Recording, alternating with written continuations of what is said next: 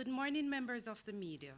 A special good morning to our stakeholders who are logged onto our live stream on the Jamaica Information Services website and to both the JIS and STATIN social media platforms. My name is Georgia Garvey Green. Welcome to STATIN's quarterly press briefing. Today, the Director General will present highlights from the second quarter, that is April to June 2020 gross domestic product, and the September 2020 Consumer Price Index. We will also release the figures from the July 2020 Labor Force Survey and some of the key findings from the 2020 COVID-19 Knowledge, Attitude, and Practices Survey.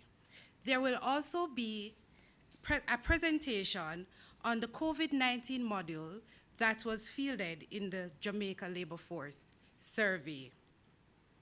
Following the presentation, we will take your questions and your questions. For the question and answer session, the Director General will be supported by Ms. Lisha Dalati-Bodir, our Deputy Director General. Without further delay, let me hand over to our Director General, Ms. Carol Coy.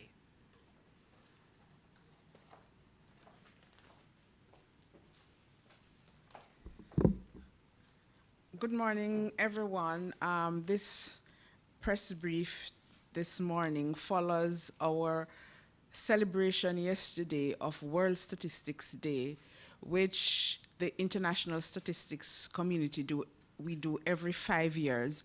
And it's in an effort to highlight the importance of statistics in the development of countries and the world in general. I will start with the gross domestic product for the second quarter 2020, that is April to June 2020. The Jamaican economy declined by 18.4% when compared to the similar quarter in 2019. The economy was negatively impacted by the novel coronavirus and the measures adopted island-wide to control its spread. Some of these measures included travel restrictions, closure of schools, churches, places of amusement and bars, the cancellation of entertainment events, work from home option where possible, the implementation of quarantines in St. Catherine and sections of St. Thomas and St. Mary, along with nightly curfews across the island. These measures significantly impacted areas of the economy such as the tourist-related activities, transportation, commerce, recreation, and culture.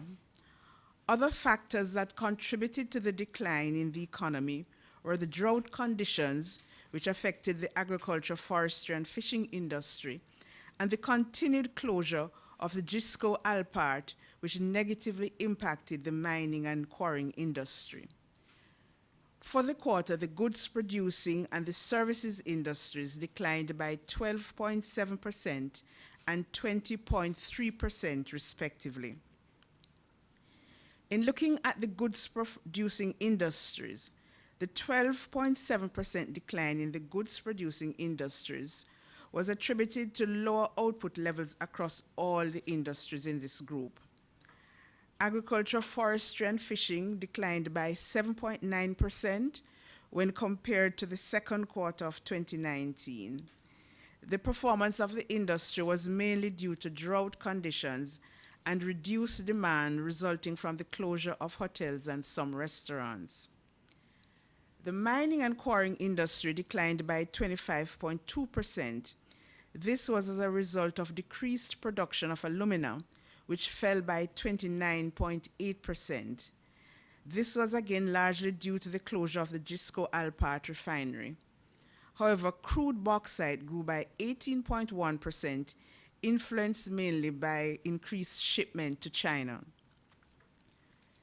Real value added for the construction industry decreased by 14.5% due to reductions in all three groups within the industry, that is, building construction, civil engineering, and building installation. This fall was also reflected in the decline in imported construction materials, which fell by 40.9% when compared to the similar quarter in 2019. The performance of building construction was mainly due to reduced activities from residential and non-residential projects, and the decline in the engineering activities was attributed to the recent completion of road projects under the Major Infrastructure Development Program. Turning to the manufacturing industry, this industry declined by 11.8% and was due to lower output levels in the sub-industries food, beverages, and tobacco, which fell by 8.7%, and other manufacturing, which fell by 16.5%. The negative performance in the food, beverages, and tobacco sub-industry was largely due to lower output levels in meat and meat products, processing and preservation of fruits and vegetables, and alcoholic beverages. Contributing to the fall in the other manufacturing sub-industry were lower output levels of petroleum products, non-metallic mineral products, and chemical products. For the second quarter of 2020 relative to the second quarter of 2019, value added in 7 of the 8 services industries declined. The hotels and restaurants industry declined by 85.6%. This was due to a fall in the output of hotels and other short-stay accommodation and restaurants, bars, and canteens. The performance of the hotel industry was impacted by a 99.1% decrease in foreign national arrivals. The decline in arrivals was mainly due to travel restrictions imposed by government on inbound travel from March 2020 to limit the risk of imported COVID-19 cases. As a result of the restrictions, there were no arrivals between April 1, 2020 and January 14, 2020. Restaurants, bars, and canteens were adversely impacted by the introduction of nightly curfews during the period, which resulted in reduced opening hours for some establishments. There was a decline of 15.6% in the wholesale and retail trade, repairs, installation of machinery and equipment. This performance was reflective of lower output levels in the economy and the reduction in employment levels. Transport, storage, and communication declined by 20.8% due to a decline in the transport and post and telecommunication sub-industries. It must be noted that within the transport sub-industry, there were restrictions on international travel in mid-March due to the pandemic. Consequently, there was a decrease in the number of passengers traveling through both international airports. Additionally, the closure of schools, the lockdowns implemented in the parish of St. Catherine and sections of St. Thomas and St. Mary, and reduced working hours significantly reduced the need for transportation services. The finance and insurance services sector industries declined by 5.5%, as all in this group, both monetary intermediation, other financial intermediation, and insurance services all declined. The other services industry declined by 44.3%. This industry was also impacted by the measures implemented to limit the spread of COVID-19. Electricity and water supply declined by 8.7%. This fall was attributed to a reduction in both electricity consumption of 10.1% and water consumption of 3.5%. Real estate, renting, and business activities industry declined by 5.5%. Both the real estate and the business activities sub-industries fell during the review period. The industry producers of government services was the only industry to record growth, and this increased by 0.2%.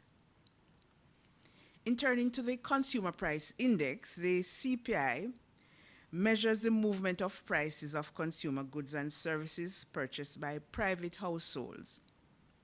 We take the opportunity to remind our data users that a CPI basket was revised And on July 1, 2020, we introduced a new consumer price index with the release of the April 2020 CPI. STATIN has provided a rebased series dating back to 1976. This series is available on our website at statinja.gov.jm. We encourage our data users to use the rebase series provided when comparing the index over time. Users should not compare the old series that we produced previously with this new series. Turning to the September 20 CPI, the inflation rate for September 2020 was 0.2%. The heaviest weighted division, food and non-alcoholic beverages, recorded negligible increase in its index. There were, however, increases in the class cereal and cereal products, which went up by 1%, and the class meat and other parts of slaughtered land animals, which increased by 2.1%. Conversely, lower prices for agricultural produce resulted in a decline of 2.8% for the class vegetables, tubers, plantains, cooking bananas, and pulses. This moderated the overall division's movement. Also contributing to the increase in the inflation rate was an increase of 22.4% in the education division due to higher tuition fees for the new school year, at private pre-primary and primary education levels. These increases were mainly associated with the removal of discounts which were applied during the last term as tuitions reverted to pre-COVID-19 levels. Overall, the increase in the rate of inflation for September was moderated by decreases in the index for the housing, water, electricity, gas, and other fuels, and the transport divisions.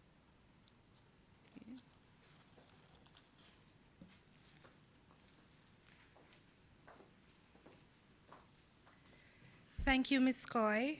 We have a lot of information to disseminate today, so we will pause here and take any questions that persons may have before we proceed to the COVID-19 knowledge, attitude, and practice presentation.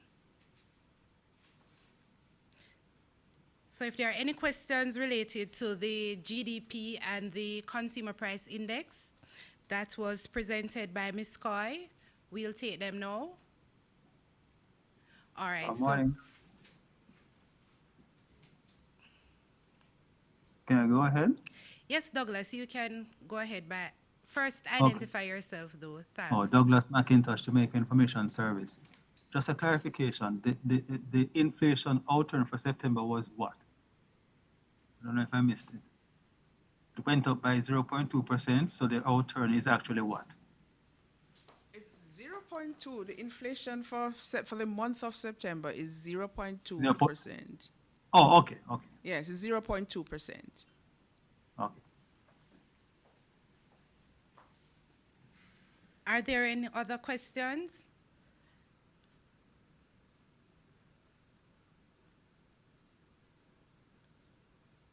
Okay, I will now hand over to our Deputy Director General, Ms. Leisha Dalati-Bodier, who will present on the 2020 COVID-19 Knowledge, Attitude, and Practice Survey.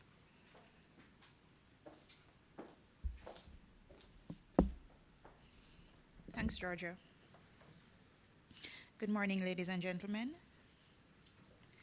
I'll be presenting briefly some information on the 2020 COVID-19 Knowledge, Attitudes, and Practices Survey. This report was released on the 24th of September, and we'll just go through a few of the highlights right now. So in terms of the background, just an overview.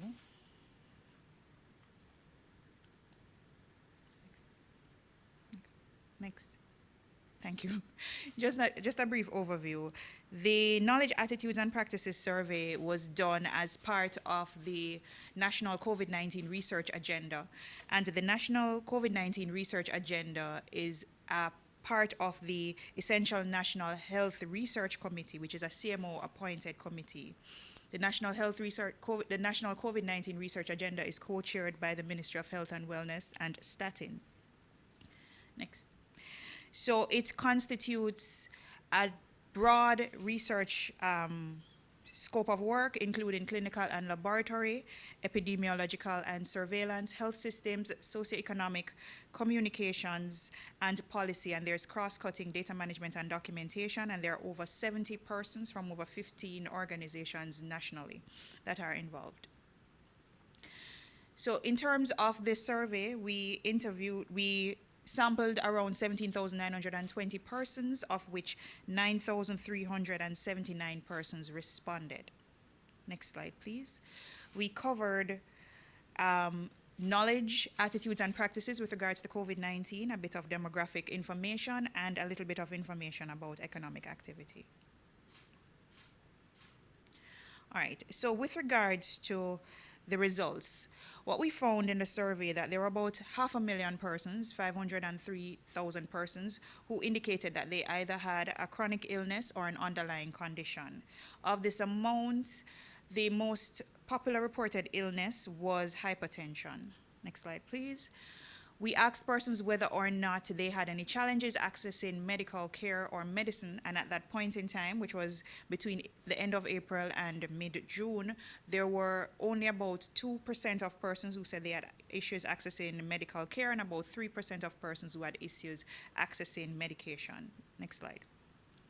Next. In terms of the sources of information, the most popular source of information on COVID-19 was local traditional media, which included television, radio, and newspaper. The second most popular was social media, which was reported by about 48% of persons. Next slide. In terms of where persons got their information when we disaggregated that by age, what we found was that while generally the majority of persons got their information from traditional media sources, then older persons seem to have obtained their information largely from other sources, from local traditional media, while younger persons seem to have gotten more of their information from other sources, including social media, etc. Next slide, please. When we disaggregated that information by educational attainment, what we saw was that persons who had tertiary level education were more inclined to receive their information from official sources. When we looked at persons' information on, or their knowledge on the symptoms of COVID-19, we saw that persons were generally familiar with what the symptoms of COVID-19 were, and that they understood how generally the COVID-19 disease, the coronavirus, was spread. Generally, when we asked persons about what they should do if they came in contact with a person who was COVID-19 positive, they were largely inclined to seek health care or stay at home, and this was also true if persons felt that somebody had a respiratory tract infection. And the reason we asked about the respiratory tract infection is because it had similar symptoms to COVID-19.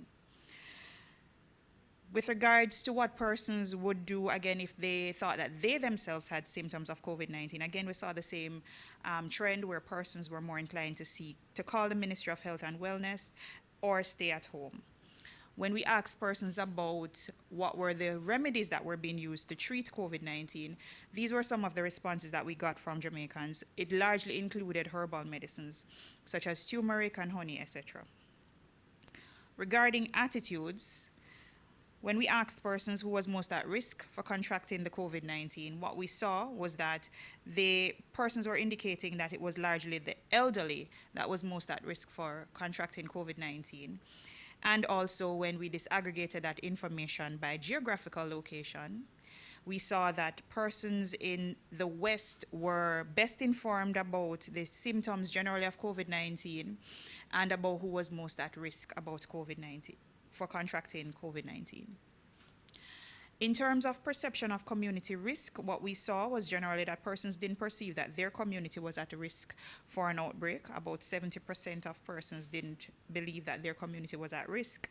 And when we asked persons why it was that they didn't think that their community was at risk, why they thought their community. So for those who thought their community at risk, we asked them why it was that they thought that their community was at risk, and what they reported was largely that persons were not taking it seriously, that they didn't practice social distancing, etc. And for those who didn't think that their community was at risk, it was because no one in their community had it or because they practiced social distancing. In terms of the opinions about COVID-19, persons generally thought it was dangerous and that they generally supported quarantine. For the practices regarding COVID-19, we saw where generally persons were inclined. 2 out of 3 persons indicated that they would stay home unless they should stay home unless they had to go out. And next slide, please. Thank you. What we also saw was that for persons who had higher levels of education, they were more inclined to wear a mask when going outside and to practice social distancing, while persons with lower levels of education were more inclined to stay home. And finally, we asked persons about the workplace response to COVID-19. And what we saw was that there was generally an increased sanitization and cleaning at workplaces in response to COVID-19. Thank you.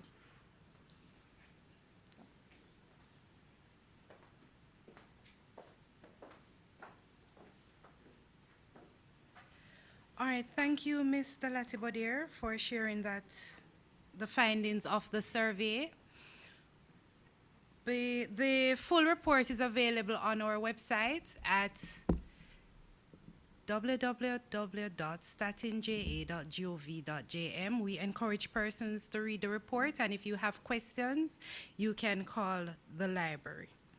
I will now hand over to Ms. Coy, who will present the findings of the labor force survey, the July 2020 labor force survey. Following Ms. Coy, Mr. Latibodier will present the findings of the COVID-19 module that was fielded with the labor force survey.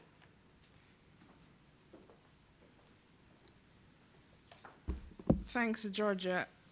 As most of you would be aware, STATIN did not undertake an April labor force survey at that time because of it was the start of the COVID outbreak. We, however, undertook a July 2020 labor force survey, and to that we added a module looking at the impact of COVID on the labor force and on the population. So those we will be releasing today. Okay. So as we know, the labor force survey measures the number of persons employed, unemployed, and outside the labor force as at the reference week. The labor force does not measure the number of jobs created. Okay. At July 2020, there were 1,279,600 persons in the labor force, and this was a decline of 81,200 or 6% when compared with July 2019. The male labor force decreased by 4.8%, while the female labor force decreased by 7.3%. Looking at the employed labor force, and for us in the labor force survey, persons are considered to be employed if they are engaged in economic activities for at least 1 hour during the reference week. In July 2020, the employed labor force was 1,118,300, and this was a 10.8% decline when compared to July 2019. So the employed labor force declined by 10.8%. Males accounted for 53.8% of this decline. So there was 10.5% less males employed, while females, the employment of females went down by 11.2%. In looking at the employed labor force by occupation, the occupation group service workers and shop and market sales workers had the largest decrease in the number of persons employed. There were 244,000 persons employed in this group, and this was a decline of 15.6% when compared to July 2019. The second largest decrease was in the occupation group, elementary occupations, which fell by 39,000 persons. Employment numbers decreased in all occupation groups for males, with the largest decline in the elementary occupation group of 23%. For females, the largest decline was in the group service workers and shop and market sales workers, which went down by 18.1%. In looking at unemployment, in July 2020, the number of unemployed persons was 161,300, and this was an increase of 51.2% when compared to July 2019. The number of unemployed males was 80,500, an increase of 37,800, while the number of unemployed females increased by 16,800 to 80,800 persons. The unemployment rate for July 2020 was 12.6%, and this was 4.8 percentage points higher than the rate of 7.8% for July 2019. The unemployment rate for males increased to 11.5%, and females went up to 14%. In looking at youth unemployment, the unemployment rate for youth, and here we're talking about the age 14 to 24, was 30.4% in July 2020 when compared to 20.2% in July 2019. The unemployment rate for male youth was 28.5% compared to 16.8% in July 2019, and for females the rate was 33.1%, and this was 8.6 percentage points higher than the rate in July 2019.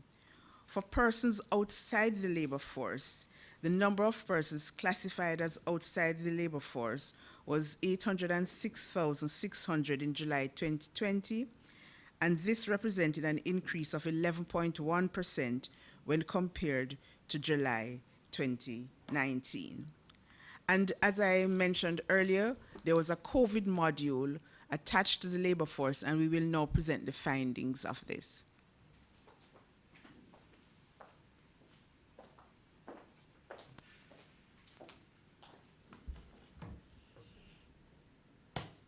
Thanks, Ms. Coy.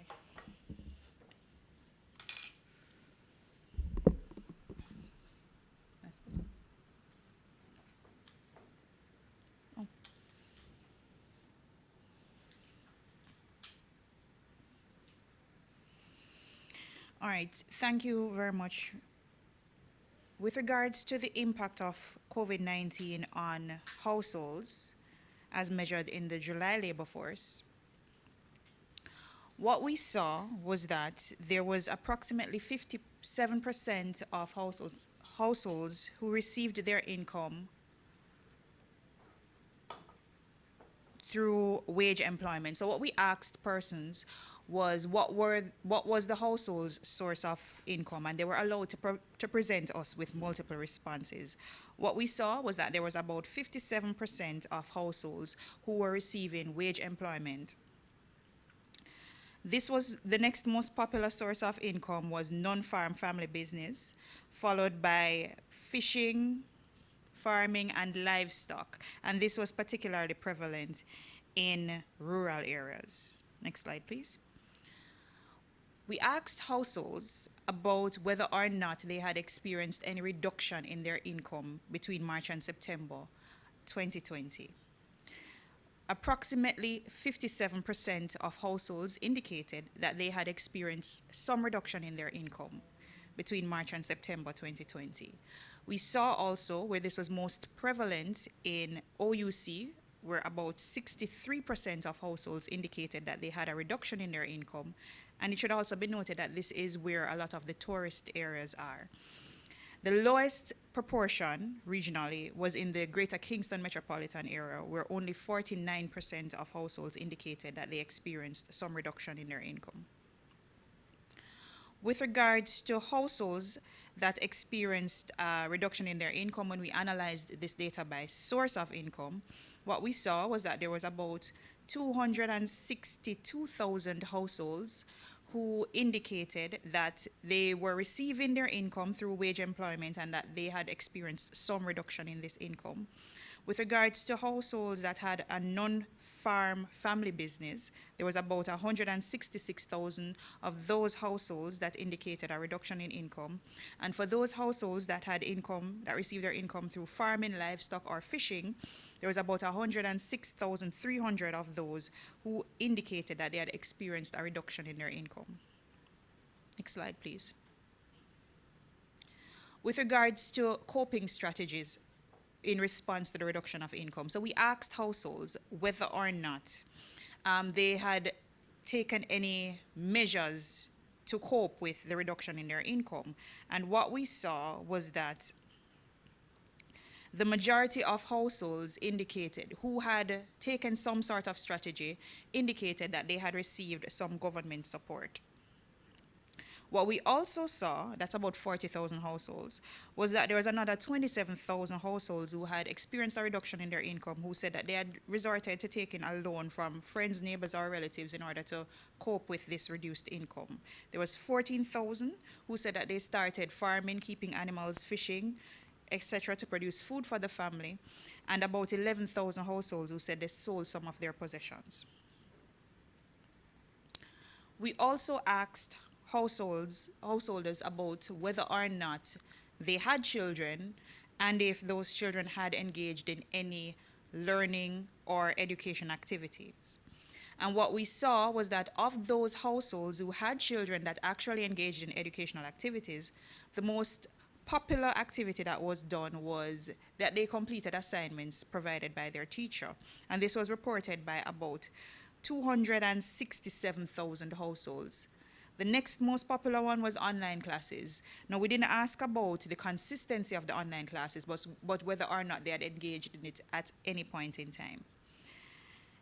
We'll now move on to the impact on individuals. So another question that we asked the respondents in the July labor force was for those persons who were employed, what proportion of them were temporarily absent? And what we found was that there were 61,000 persons who indicated that they were temporarily absent from work at the point of the survey during the reference week. Of this amount, 51,300 were either laid off or absent from work for COVID-related reasons. So that accounted for 83.7% of those who were temporarily absent from work. And some of these COVID-related measures included the quarantine, COVID-related closure of the business, and other COVID-related changes to work arrangements. With regards to those who were temporarily absent from work because of COVID reasons, we asked whether or not they anticipated returning to work. And what we saw was that approximately 46% of those persons indicated that they expected to return to work within 3 months. There was, however, 53.9% of persons who indicated that they either expected to return to work after 3 months or they were unsure. We also assessed for those who were temporarily absent and absent for COVID-related reasons, whether or not they continued to receive an income. And what we found was that for those who were temporarily absent and expected to return within 3 months and compensated, this was about 13.7% of persons in this group. For the unemployed persons, we also asked them whether or not they were unemployed for COVID-related reasons. And we assessed whether or not they did not look for work because of COVID-related control measures or because they stopped, or if they stopped working because of COVID control measures.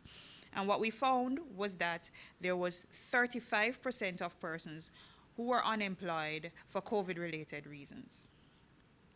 Quickly, we're going to look now at the experience working from home. So we had asked respondents, those who were employed, whether or not at any point in time since March 2020, if they had worked from home. And what we saw was that 88% of persons indicated that they did not work from home at all. But there was 8.5% of persons who indicated that they worked from home every day. There was 2.5% of persons who indicated that they worked from home at least once, and 0.8% who indicated that once per week they worked from home. When we disaggregated this by sex, and this is also related to the childcare responsibilities, we saw where females were more likely to be working from home than males. Next slide.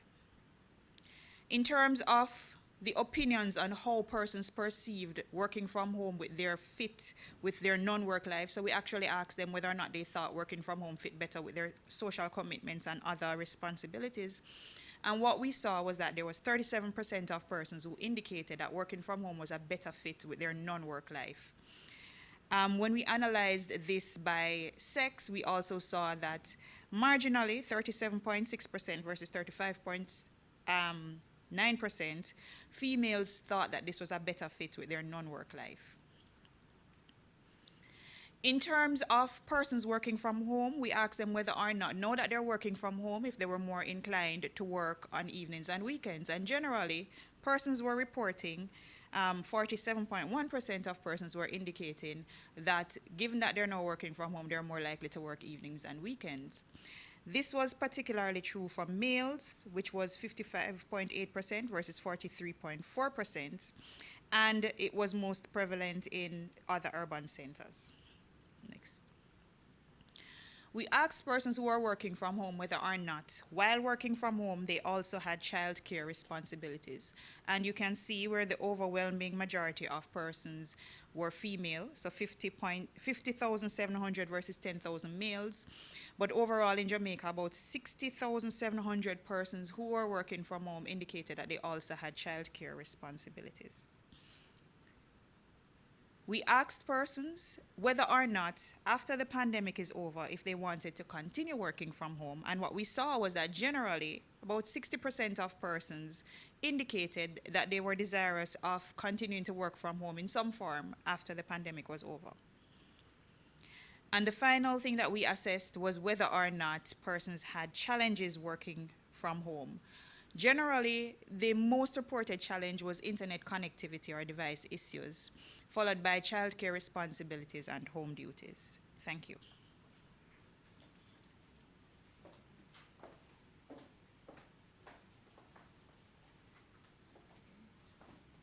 Just like to thank the Deputy Director General for that presentation. And in closing, I want to acknowledge the staff of STATIN, especially our data collectors, who during this COVID period still undertook the data collection activities that we required from them. We also want to thank our respondents who took time out of their busy schedules to participate in our household and business surveys, and the respective ministries, departments, and agencies for making administrative records available for the compilations of the statistics. The public can rest assured that all information provided to STATIN is kept in the strictest confidence and is in line with our theme that we celebrated yesterday about connecting the world with data we can trust. We will continue to monitor the recommendations and guidelines established by the government and will adjust our operations accordingly. And in this vein, we also want to mention that there will be no survey of living conditions during 2020 because of community spread.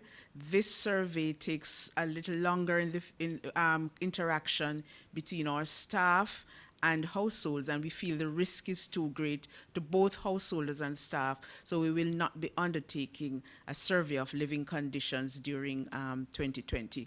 I also want to point out that the information on the labor force will be available on our website, and there has been a change in the classification of the industry. We have moved to the Jamaica Industrial Classification for 2016, and so there has been some slight changes. So for example, there's an industry called Information, Communication, and Technology. What we have done is that we will be comparing, we'll be providing a comparison between 2019 and 2020. Thanks.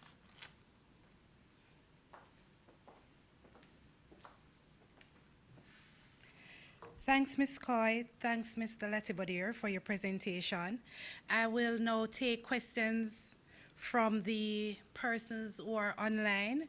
You can raise your hand, use the raise hand icon, And after identifying yourself or being identified, please identify yourselves and the organization that you are representing. So over to the questions.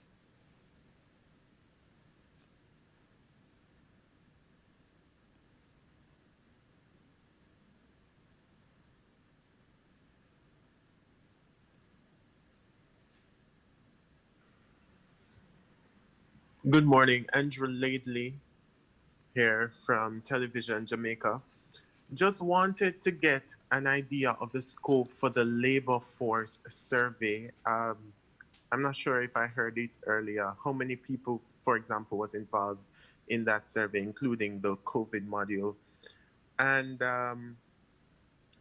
also it's interesting to see that about 88% of persons said that they weren't working from home at all. Did they give a reason for why they weren't? And for example, which areas did we see that those responses coming from? Thank you very much, Andrew, for that question.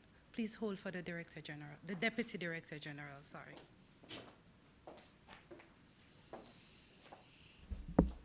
Thanks, Andrew. Regarding the labor force survey, it's a quarterly survey of over 10,000 households, and we interview all individuals within those households. In terms of the reasons for not working from home, we did not explore that in the survey. We only asked whether or not they were actually working from home.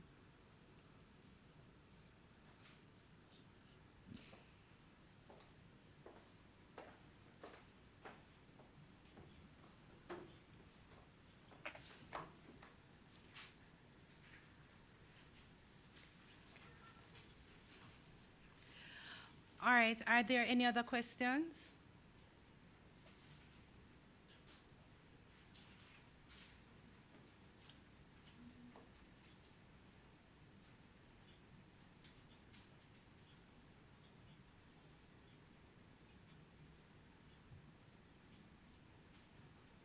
Hello, good morning. Good morning. This is Paul Clark from the Gleaner.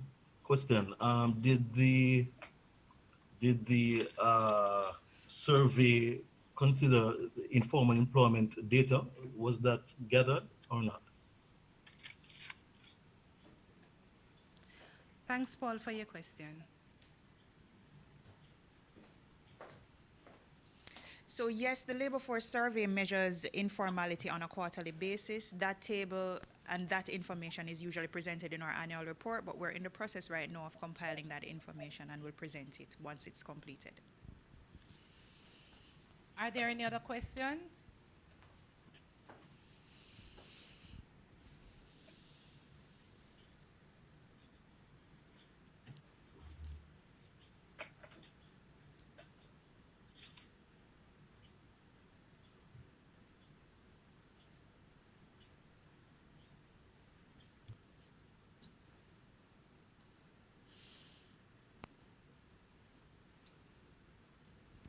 All right, so I guess not.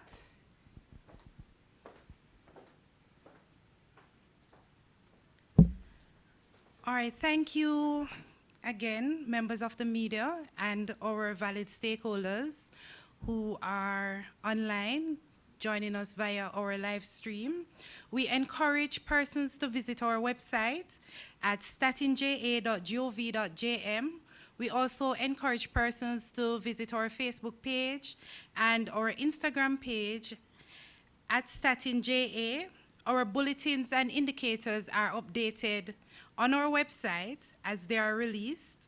And you can also send us emails via info@statinja.gov.jm or call our communications unit if there are questions that you'd like clarification on. So thank you very much, and please join us for our next press briefing, which is scheduled for next year, January. But we welcome persons to call our office if there are any questions that they may have.